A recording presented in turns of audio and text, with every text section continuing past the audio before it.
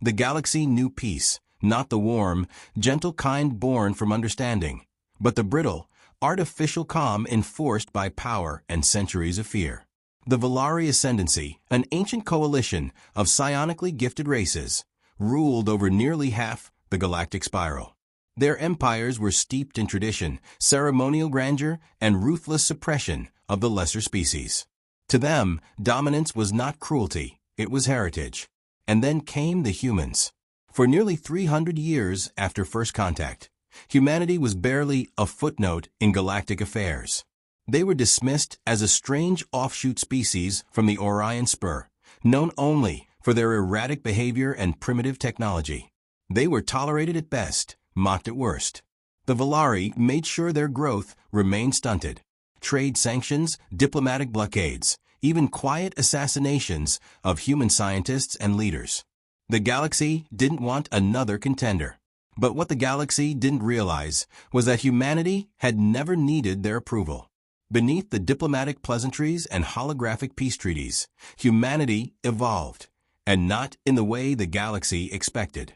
They adapted like no species had ever done. Not through diplomacy or psionics. Not through reverence for the old ways, but through science, desperation, and an almost pathological refusal to stay on their knees.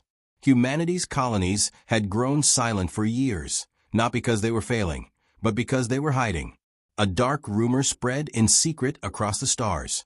The humans were preparing for something. The story begins on the night of the Valari Conclave, the most sacred political gathering in the Ascendancy.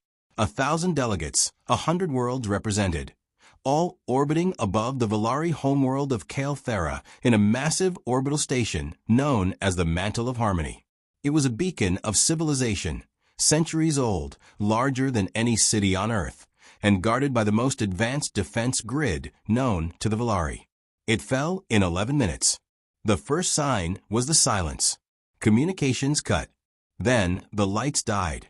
No alarms, no screaming, just the hum of silence and confusion. And then the darkness peeled back, revealing ships. Not just warships. Predators. Black as void, angular, wrong in a way that made seasoned admirals feel something they hadn't in centuries. Fear. Human warships. But not the clunky, mass-produced ones seen in border skirmishes decades ago. These were sleek, graviton-twisting monstrosities with weapons that didn't register on standard sensors. Weapons that didn't fire. They unwound matter. They came without demand, without posturing. No theatrics. Only destruction. Entire wings of Valari defense fleets vanished, erased in bursts of spatial distortion. Psionic screamers, once the most feared biological weapons of the Valari, were rendered inert as their synaptic networks were hijacked mid-thought by neural resonance pulses. Entire systems shut down as Earth-born AIs infiltrated and overrode ancient code in seconds. The human assault was not just military, it was psychological. Valari leaders watched as their defenses failed with surgical precision. The humans didn't fight the Valari. They dissected them. On Calthera's surface, High Chancellor Virok, the being who once famously declared that humans barely qualify as sapient, watched in stunned silence as the Mantle of Harmony, the literal and symbolic heart of the Ascendancy, bloomed into a silent, violet nova above the atmosphere. Millions dead in an instant. No warning. No message. Just retribution. It wasn't an invasion. It wasn't war. It was a message. Back on Earth, the footage streamed into underground bunkers, mission command rooms, and even the glass towers of once pacifist megacorporations. No cheers were heard. No celebrations erupted. This wasn't victory. This was the beginning of Phase 2. Somewhere deep in the asteroid belt orbiting Jupiter, a man with neural implants stitched into his skull watched the data cascade across a holographic display. He didn't smile. He didn't blink.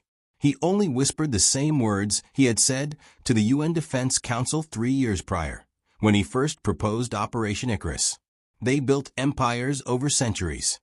His fingers hovered over the activation key. We shatter them in a single night.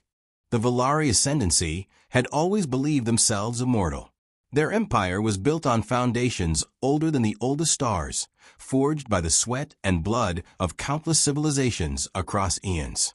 Their power, their psionics, their technology, it was all meant to last.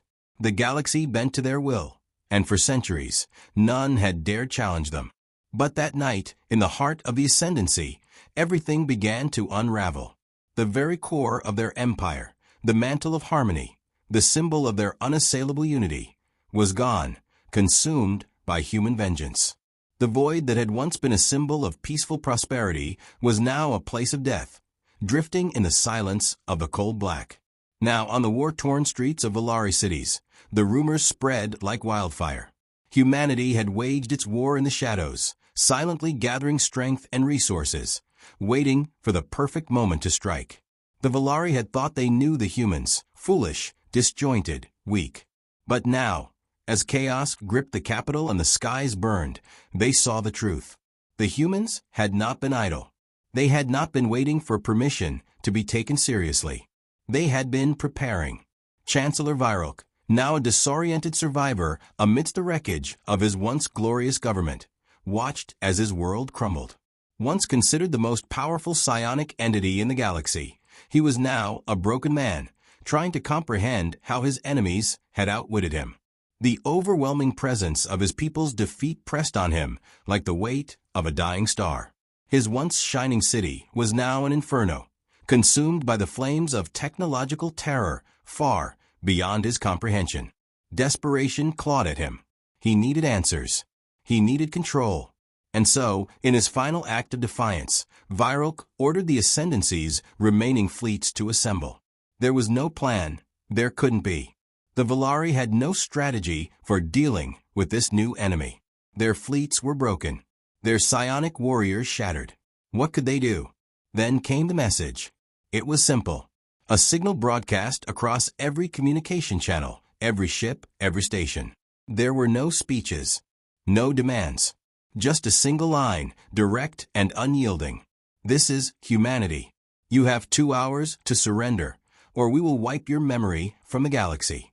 It was a threat that didn't just seek victory, it demanded it. And as the seconds ticked down, Chancellor Virok realized just how fragile his empire had truly been. The humans weren't just after a seat at the table. They were coming to redefine the table. But Virok wasn't the only one who had heard the message. Far away in the depths of the galaxy, in a dark system where the Volari thought themselves safe, the remaining Ascendancy elite gathered. The High Command, the last vestige of power the Volari held, had locked themselves inside the Gareth stronghold, an ancient fortress built into the core of a dead star. They were the ones who still believed in the old ways. They were the ones who thought the humans could be reasoned with. The humans had erased the Ascendancy's seat of power from existence in mere minutes. How could they be dealt with? The answer was simple: force. And to that end, they had something no one, not even the humans, had ever encountered before. A weapon that could tear through space itself. The Volari had spent centuries perfecting the Eclipse engine, a technology derived from the very fabric of the universe, capable of unraveling the laws of physics. A weapon that could annihilate entire star systems. A weapon that would destroy more than just fleets. It would scorch entire swaths of the galaxy. It was their final card, their last desperate hope. And so they launched it, the Eclipse engine, hidden for millennia in the heart of the Gareth stronghold, activated with a deep, resonant hum. Energy rippled outward, distorting space-time itself. A vast, shadowy wave began to form, spreading out from the core of the star. For a moment, the galaxy held its breath. Would it work? Would the humans finally be overrun by the might of the Ascendancy? And then, as the dark energy spread across the void, it encountered something unexpected. A pulse. A shock wave of pure, raw force cutting through the fabric of space itself. It wasn't an attack. It wasn't a weapon. It was humanity's response. And it was everywhere. Back on Earth, deep within the underground sanctums that had planned Operation Icarus, the final stage was in motion. The last part of humanity's grand design was coming to fruition. The Eclipse engine might have been a weapon of unimaginable power, but humanity had something far greater at its disposal: information. The humans had anticipated the Ascendancy's desperation. They had anticipated the eclipse.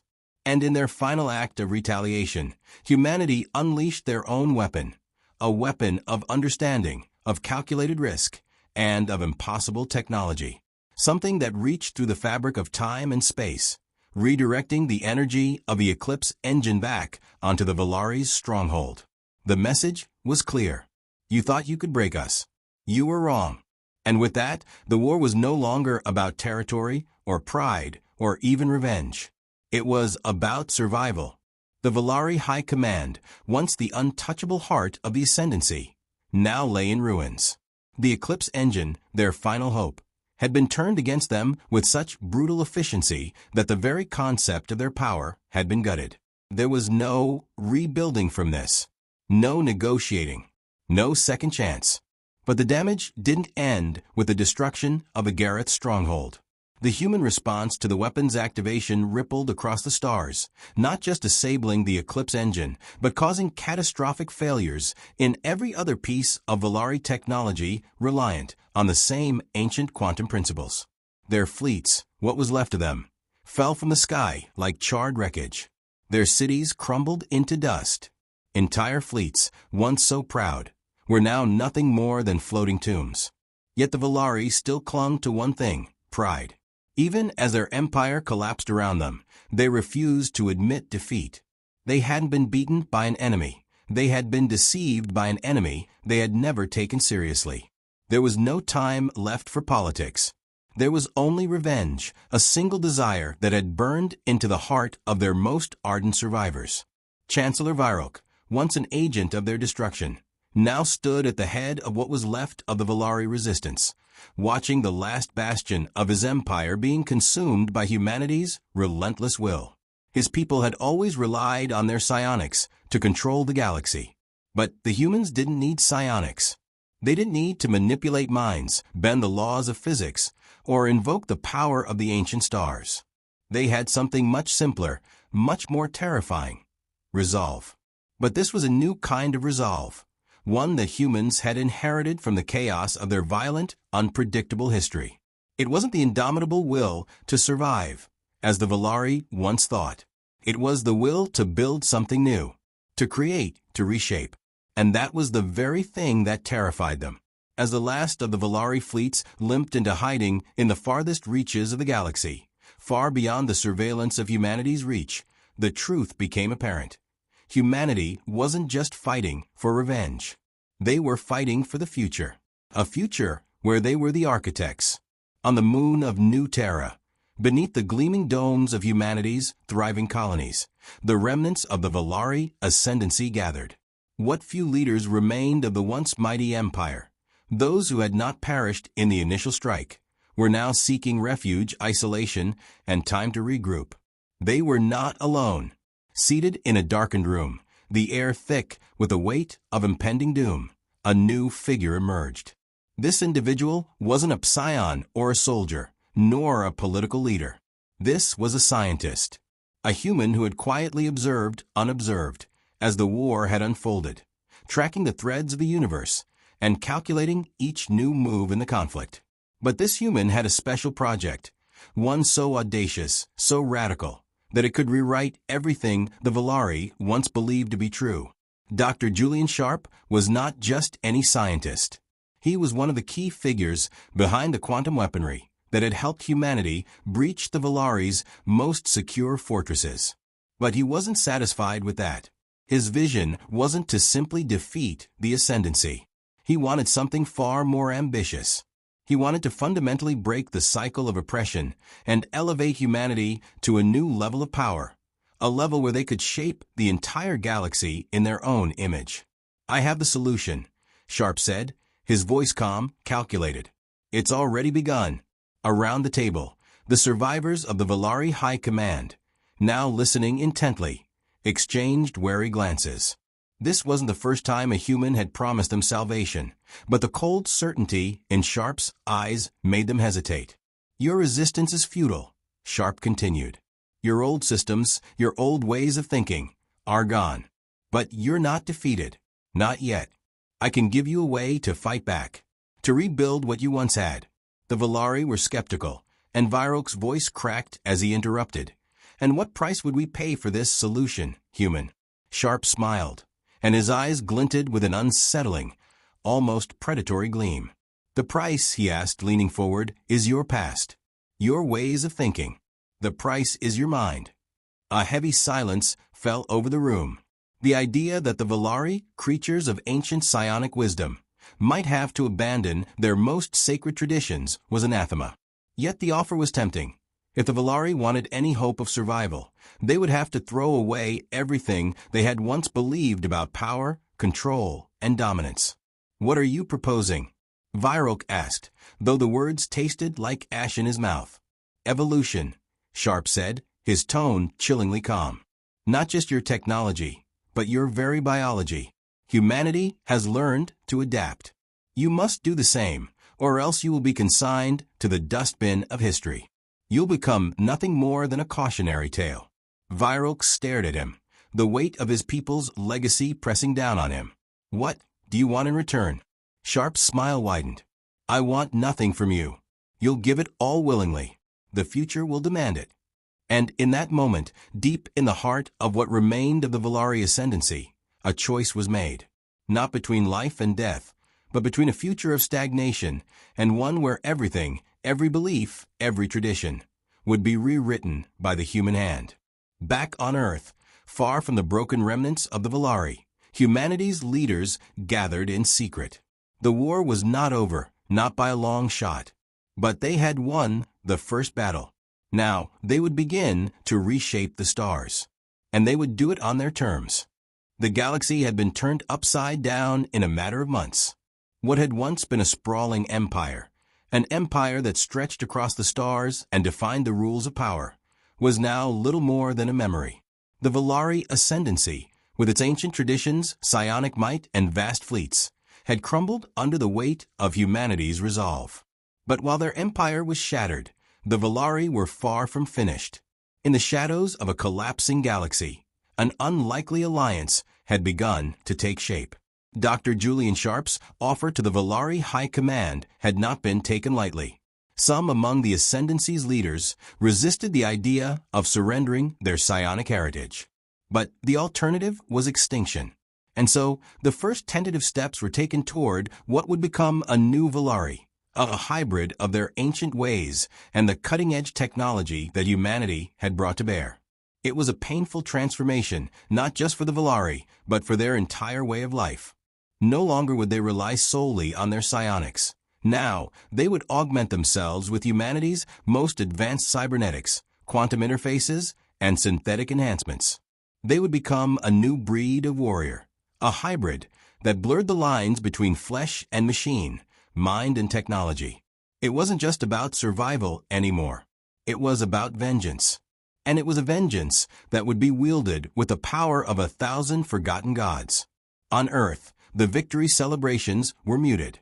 Humanity had shattered an empire, but they knew that this was just the beginning. No matter how many Volari they defeated, the galaxy would always remember the Ascendancy's legacy. To secure their future, humanity had to do more than win. They had to make sure nothing like the Volari ever rose again. In the heart of New York's underground command center, General Laura Hale watched the streams of data pouring in. The war was over, or at least the battle against the Ascendancy was. The Volari were broken, their fleets shattered, and their last strongholds scattered to the far reaches of space. But there was a problem. There was always a problem. We need to prepare, Hale said, looking up from her terminal. There's more coming. Her second-in-command, Commander Elias Reyes, nodded. They're regrouping. The Volari High Command might have been fractured, but they're not gone. Dr. Sharp's solution might give them a fighting chance, but they won't stop at a new form of power. They'll want to take back what they lost. They're going to try to rebuild what we destroyed, Hale said flatly. And they'll have the full backing of every last Volari loyalist in the galaxy. Reyes clenched his jaw. But they're no longer the same empire. They're not just psionics and starships anymore. They're a new force, something we've never seen before. And that's why we need to be ready, Hale replied, her voice unwavering. We need to send a message, one they won't forget. On the far side of the galaxy, the Volari began to rebuild.